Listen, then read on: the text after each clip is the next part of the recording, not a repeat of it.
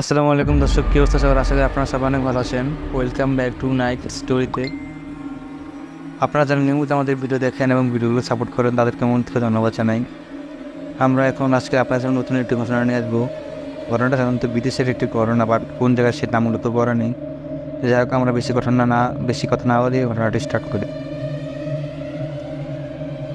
এটা এক বন্ধুর মুখে শোনা। একবার এক লোক ব্যবসার কাজে বিদেশ যায়। তিনি একটি 5 স্টার হোটেলে ওঠেন। সেখানে তখন মাত্র 2টি রুম খালি ছিল, একটি দক্ষিণমুখী আর একটি ঠিক তার পাশে। তিনি ম্যানেজারের কাছে দক্ষিণমুখী রুমটা চান, কিন্তু ম্যানেজার তাকে রুমটা দেন না, পাশের রুমটা দেন। কারণ জানতে চাইলে ম্যানেজার বলে ওই রুমে নাকি কিছু কনস্ট্রাকশনের কাজ চলছে। ওই লোক নিজের রুমে চলে যায়। রাতের বেলা 2টা-3টার দিকে তিনি ঝিনঝিন আওয়াজ পান। কেউ যেন পাশের দেয়াল আঘাত করছে, সেই সাথে মৃদু কান্নার আওয়াজ আসছে। তিনি ব্যাপারটাতে তেমন পাত্তা না দিয়ে ঘুমিয়ে পড়েন। পরের দিন ঠিক একই সমস্যা। এবার অনেক জোরে জোরে কান্নার আওয়াজ আসছে, সেই সাথে কেমন জানি ধস্তাধস্তির আওয়াজ, পানি পড়ার শব্দ। তিনি জানেন ওই রুমে কেউ থাকে না। তারপরও তিনি উঠে গিয়ে ওই রুমে নক করেন, আর সাথে সাথে আওয়াজ বন্ধ হয়ে যায়। তিনি চলে আসতে যাবেন, তখনই আবার আওয়াজ।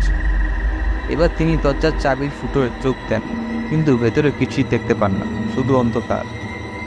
সেদিনের মতো তিনি রুমে চলে যান। পরের দিন আবার আগে ভাগেই তিনি ওই রুমের দরজার সামনে দাঁড়িয়ে থাকেন, যাতে আওয়াজ হলেই চোখে রেখে দেখতে পান। কিন্তু সেদিন আর আওয়াজ হয়নি। তারপরেও তিনি কৌতূহলবশত চাবি রিঙে ফুটোয় চোখ রাখেন। দেখেন পুরো রুম লাল হয়ে আছে।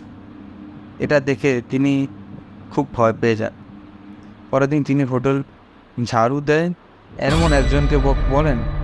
তার ভাষ্যটা ছিল এমন: ওই রুমে অনেক বছর আগে একটা মেয়ে রেপ করে তাকে খুন করে লাশ ফেলে দেওয়া হয়। এরপর থেকে সেখানে নানা রকম আওয়াজ আসতে থাকে। হোটেলের রাখার সুনাম খারাপ হবে বলে আপনাকে বলা হয়নি। আচ্ছা, মানে মোটামুটি ঘটনা হলো যে ওই রুমটার ভিতরে কাউকে দর্শন করা হয়েছিল। তো দর্শন করার পরে লাশ ফেলে দেওয়া হয়েছে, এই জন্য এই রুমটা এরকম কাহিনী। তো যাই হোক, পরে আমরা শুনি। লোকটি তার রুমে ফিরে আসবে এমন সময় ঝাড়ুদার তাকে ডেকে বললেন, জানেন স্যার, মেয়েটার একটা অদ্ভুত বৈশিষ্ট্য ছিল। মেয়েটার চোখের রং ছিল লাল। তাহলে মোরাল বৈশিষ্ট্য ছিল যে ওই মেয়েটাকে ওই লাল হওয়ার কারণ ছিল উনি মেবি ওই মেয়েটার চোখের দিকে তাকিয়ে আছে, এই জন্য লাল হয়ে যাবে, এরকম কিছু একটা। যাই হোক, এই বলে ঘটনাটা দিকে শেষ করা হয়।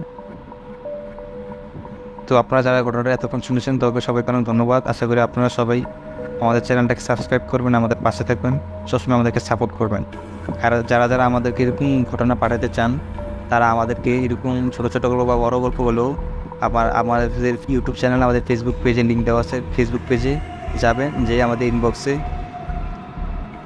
আমাদেরকে কোনো গল্প থাকলে গল্প শেয়ার করবেন, সেন্ড করবেন, এবং আমাদের ইউটিউব চ্যানেলের ভিডিওর কমেন্টে লিখে দেবেন যে আমরা কোনো গল্প সেন্ড করেছি, আমরা ইনবক্স চেক করবো, চেক করার পর আপনার গল্পটি আপনাকে পড়ে শোনাবো, সবার মাঝে বুঝতে পারবো। আশা করি সবাই আমাদেরকে সাপোর্ট করবেন, আমাদের চ্যানেলকে সাবস্ক্রাইব করবেন। এই আশা নিয়ে শেষ করছি। আবার ইনশাল্লাহ পরের ভিডিও দেখা হবে। আসসালামু আলাইকুম।